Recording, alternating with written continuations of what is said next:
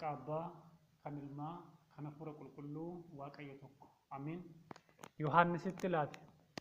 Gaafa guyyaa dhiphinaa gaafa jimaataa sana Yohaannisitti laate tokkitti haadhasaa sana otoo haadhoo qabaatee kan garaa wajjin ba'e haadha isaa ormatti laata anumtuu maalan ta'e Iyyesuus haadhoo qabaa jedheen ani dubbadhu silaa wangeelan baadha maaliif ani hin hubadhu ragaa inni ani kaasu irra deebi'ee Maatiyoos 13 inni 53 reefuu ifanaaf ta'e Iyyesuus tuffatanii abbaan isaa muka duugaa haati isaa immoo Maaramii wajjin guddanne duukaa obbolaan isaa Yihuudaa Yaaqoobbaa jedhanii tuffatanii jedha macaafni yoo caafamu.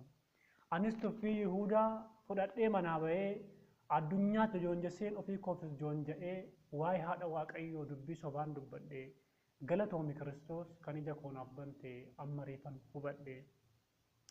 Egaa yaada Waaqayyoo yaa giiftii Maariyaamii ilma keenaaf kadhadhu fayyisicha garraamii ilmoon haadha isaa caala ormatti sin dhiyaatu ilma keetti naaf himi dhiifama akkanaaf laatu galanni Waaqayyoodha.